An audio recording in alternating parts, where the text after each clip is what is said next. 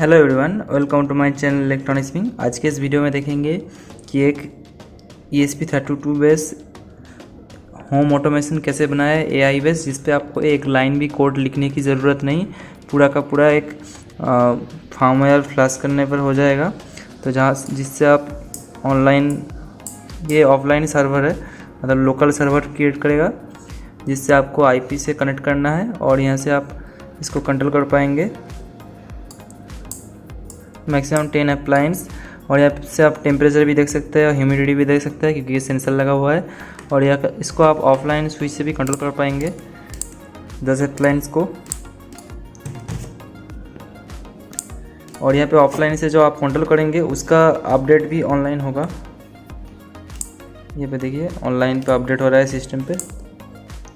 तो चलिए देखते हैं इसको कैसे बनाते हैं, और इस पर रिमोट से भी काम कर सकते हैं। तो चलिए देखते हैं। तो यहाँ पे मैंने ब्रेडबोर्ड पे टेस्ट करके आपको दिखाया, लेकिन आपको ये सब एक 0 PCB के अंदर परमानेंट सोल्डरिंग करके बनाना होगा, जिससे कि आपका सिस्टम अच्छे से काम करे। तो यहाँ पे क्या क्या कंपोनेंट लगेगा सबसे पहले देख लेते हैं। तो ये पहला जो बटन है जिससे हम कंट्रोल कर रहे हैं, ये आप पुश बटन भी ले सकते हैं, और नॉर्मल घर पे जो पियानो टाइप बटन है उसको भी ले सकते हैं। ये आप कॉन्फ़िगरेशन में चेंज कर सकते हैं। टोटल सब कुछ आप वेब पेज में कॉन्फ़िगरेशन में नॉर्मल ऐप पे जैसे सेटिंग चेंज करते हैं उस तरीके से चेंज कर सकते हैं। उसके बाद देखिए अच्छे से यहाँ पे एक ESP32 बोर्ड यूज़ किया गया है, मेन इसका ब्रेन। और उसके बाद DHT11 सेंसर, जो कि टेम्परेचर और ह्यूमिडिटी को बताता है हमें। और इसके बाद ये बटन और कुछ LED इंडिकेशन के लिए कि कंट्रोल सिग्नल कैसे जनरेट हो रहा है। और एक LDR मतलब IR रिसीवर, जिससे हम रिमोट से कम्युनिकेशन कर पा रहे हैं। और आउटपुट को कंट्रोल करने के लिए ESP32 तो 5 वोल्ट में आउटपुट देता है, और बहुत ही कम करंट में। तो उसको इंक्रीज़ करके लोड 230 वोल्ट को कंट्रोल करने के लिए यहाँ पे एक रिले मॉड्यूल लगाया गया है, जो इधर 5 वोल्ट से कंट्रोल होता है और दूसरी तरफ 230 वोल्ट को ऑन ऑफ करता है। तो टोटल इसका आगे हम देखेंगे। लेकिन आपको एक बात मैं बताना चाहता हूँ, जो हर वीडियो में आपको देखने को नहीं मिलेगा, कि कोई भी आप ESP32 बेस प्रोजेक्ट बनाए तो यहाँ पे कभी कभी रीस्टार्ट होता है, कभी दिक्कत होता है, काम नहीं करता है, माल फंक्शन करता है। तो इस सभी का जो कॉज है पावर सप्लाई का प्रॉब्लम। पावर सप्लाई, अगर रिले का पावर सप्लाई आप सेम इसको देंगे 5 वोल्ट, तो ये प्रॉब्लम करेगा। तो dV/dt वोल्टेज चेंज के लिए होता है ये। तो आपको ऑलवेज ESP32 को जो पावर सप्लाई है 5 वोल्ट या 3.3 वोल्ट एकदम प्योर देना पड़ेगा। उसके बाद आता है कोडिंग, एक्चुअली कोडिंग नहीं है, फर्मवेयर फ्लैश करना। तो यहाँ पे देख सकते हैं, यहाँ पे मैं जो फर्मवेयर का पार्ट है एक डेडिकेटेड वीडियो बना दूंगा, क्योंकि थोड़ा लेंथी प्रोसेस है, ये वीडियो लॉन्ग हो जाएगा।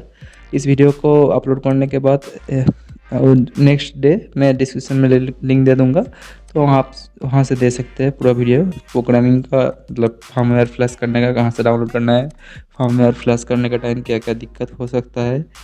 अगर आपका ESP32 बोर्ड आप माइक्रो पाइथन या कोई दूसरा फर्मवेयर फ्लैश कर चुके हैं, उसको बैक ओरिजिनल पोजीशन में फैक्ट्री मोड में कैसे ले आए। यहाँ पे देखिए एरर आ रहा है, रेड सिग्नल।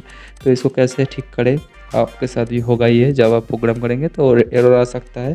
तो इस वीडियो में मैं आपको कैसे बनाना है वो तो सिखा ही रहा हूँ, साथ ही साथ कोई दिक्कत होता है तो उसको कैसे रिजॉल्व करना है वो भी दिखा रहा हूँ। तो मस्ट आपको पावर सप्लाई अच्छा रखना है, प्रॉपर DC देना है उसको 5 वोल्ट। तो देखिए यहाँ पे प्रोग्राम हमारा अपलोड हो चुका है, फर्मवेयर को फ्लैश किया है। AI फर्मवेयर जो अपने आप आपको वेब पेज बना के देगा, वहाँ पे जब आप डालेंगे अपना, अभी आप वीडियो के आगे में देखेंगे। सबसे पहले आप जस्ट इस वाईफाई को कनेक्ट कर लीजिए स्मार्ट AI, इससे जो ये ESP32 बोर्ड से होस्ट हो रहा है। तो इसका पासवर्ड है smart123।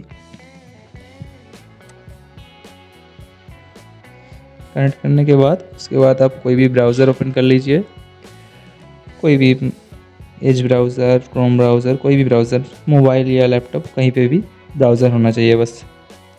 तो मैं यहाँ पे लैपटॉप पे करके दिखा रहा हूँ, आप सेम प्रोसेस मोबाइल पे भी कर सकते हैं, लेकिन फर्मवेयर फ्लैश करने के लिए आपको लैपटॉप या डेस्कटॉप की ज़रूरत पड़ेगा। तो आप वो किसी दोस्त के पास से भी करके ला सकते हैं। तो कनेक्ट हो चुका है। अब सिंपली कोई भी ब्राउज़र ओपन कर लेता हूँ मैं। ये पे टाइप करना है 192.168.1.1, जो कि इसका IP है। तो यहाँ पे आप देख सकते हैं ब्लैंक टेम्परेचर एंड ह्यूमिडिटी, क्योंकि हमने कॉन्फ़िगरेशन नहीं किया है तो मेक कॉन्फ़िगरेशन करना है। सबसे पहले आप इस वाईफाई का नाम चेंज कर सकते हैं यहाँ पे आईडी पासवर्ड देकर, तो इतना मैंडेटरी नहीं है, अब दे कुछ भी दे सकता है, मतलब इस वाईफाई का नाम क्या होगा।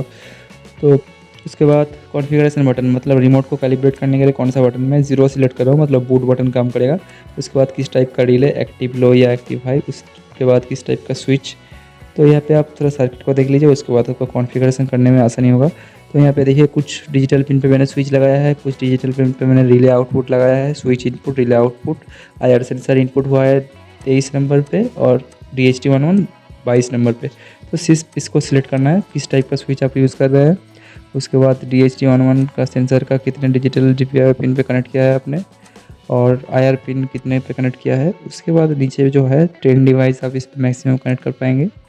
तो यहाँ पे आउटपुट पिन लिखना है, किससे आप रिले को कंट्रोल करना है, रिले को कंट्रोल करना चाहते हैं, किस डिजिटल पिन से आप रिले को कंट्रोल करना चाहते हैं, तो उसका पिन लिख दीजिए। और उसी के पास में आपको 10 कर सकते हैं, उसी के पास में आपको लिखना है। यहाँ पे सबसे पहले डिलीट कॉन्फ़िगरेशन फाइल करना है, उसके बाद लिखना है, उसके बाद सेव करना है, तब सेव होगा, नहीं तो आपको यहाँ पे भी दिक्कत हो सकता है। उसके बाद किस स्विच से ऑन करना है उस लाइट को, उसके पैरेलल में जो है सपोज 21 नंबर जो है उसको किस स्विच पे इनपुट बटन लेकर ऑन करना है। तो देखिए स्विच टू पे एरर आ रहा है, यही छोटा छोटा बात आपको इंपॉर्टेंट देखना पड़ेगा, क्यों एरर आ रहा है। तो 35 देखिए क्यों एरर आ रहा है, 35 की जगह पे कोई दूसरा पिन यूज़ कीजिए GPIO। तो अभी देखिए सेव। तो इस तरीके से आपको देखना है कि अगर एरर आ रहा है तो कौन सी लाइन पे एरर आ रहा है, पिन को थोड़ा चेंज करके देख रहे हैं कहीं पे वो पिन कोई दूसरे काम के लिए शायद यूज़ हो रहा है, या सेम पिन आपने 2 जगह दिया दिया। तो देखिए 5 डिवाइस मैंने ऐड किया है यहाँ पे, तो 5 आ गया। उसके बाद आप चेंज करना चाहते हैं, पहले डिलीट कॉन्फ़िगरेशन करेंगे, उसके बाद चेंज करेंगे पैरामीटर, उसके बाद फिर से सेव करेंगे। ठीक है, इस तरीके से आपको यहाँ पे कॉन्फ़िगरेशन चेंज करना है। देखिए यहाँ पे कोई भी कोड लिखने की ज़रूरत नहीं पड़ा, जस्ट फर्मवेयर को फ्लैश करने के बाद सिंपल आप यहाँ पे मोबाइल से या लैपटॉप से कहीं भी कभी भी, मतलब इस नेटवर्क के अंदर कभी भी इसको चेंज कर सकते हैं। ये आपका लोकल है, मतलब घर के अंदर वाईफाई के रेंज में काम करेगा, ये ओवर द इंटरनेट नहीं है। ये हॉटस्पॉट क्रिएट करेगा, इसके हॉटस्पॉट पे रेंज में कोई डिवाइस से कनेक्ट होगा। थोड़ा सा ESP32 बोर्ड के बारे में जान लेते हैं। तो देख सकते हैं दोनों तरफ कितना सारा GPIO पिन है।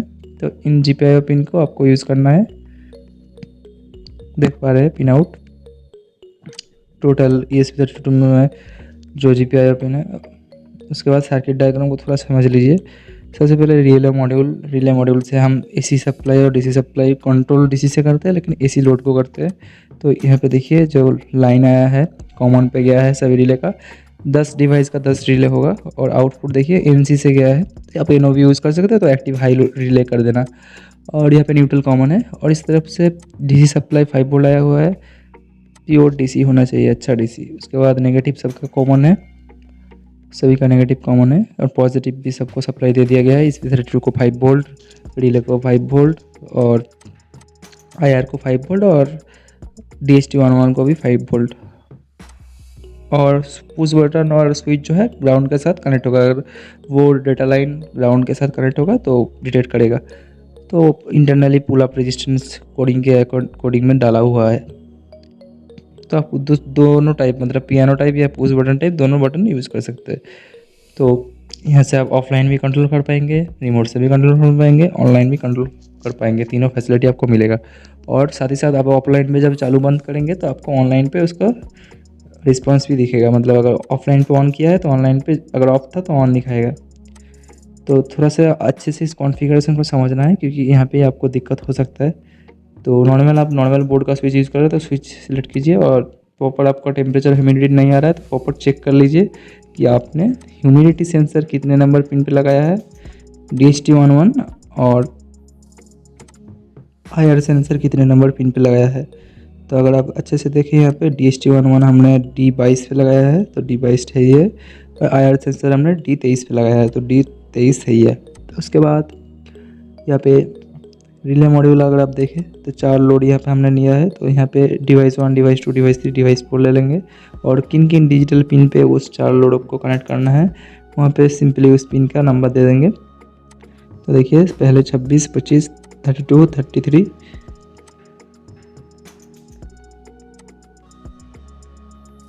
उसके बाद उस लैम्प को किस बटन से ऑन कराना है उस बटन का डिजिटल पिन दे देंगे। तो D5 हम D26 को D5 से कंट्रोल करना चाहते हैं तो सिंपली उसका नंबर दे देंगे D5 D18 D19 D21।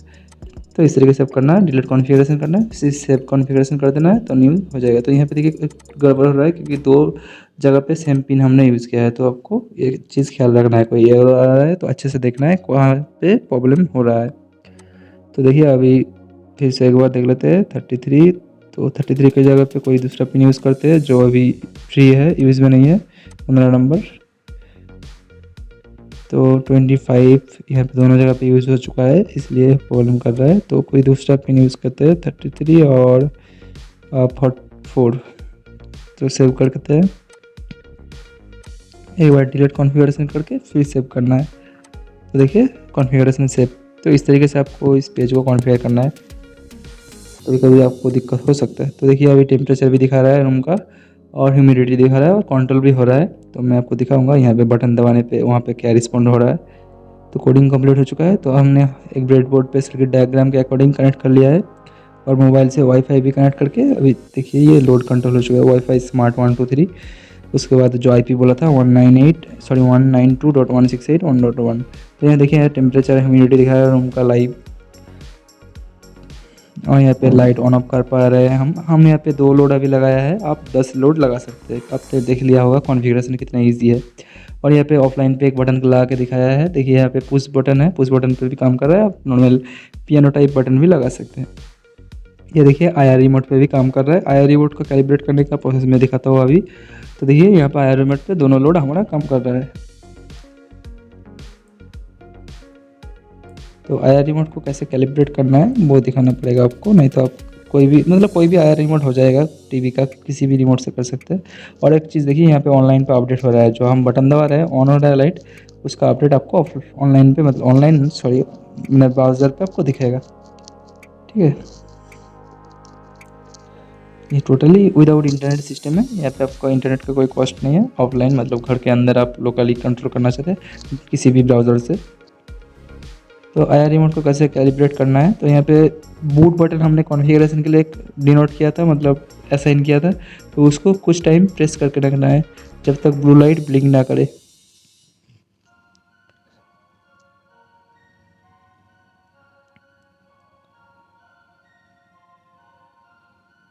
Blue light blink कर रहा है अभी। रिमोट से जिस बटन से आप फर्स्ट डिवाइस 1 को ऑन करना चाहते हैं उसके बाद डिवाइस 2 को इस तरीके से एक के बाद एक जो है आपका IR सेंसर के सामने दबाते रहे। तो आई होप ये वीडियो आपको अच्छा लगा होगा। तो अगर अच्छा लगा है तो चैनल को सब्सक्राइब कीजिए, वीडियो को लाइक कीजिए। चलिए मैं मिलता हूँ आपको अगले वीडियो में। Thanks for watching. जय हिंद, वंदे मातरम।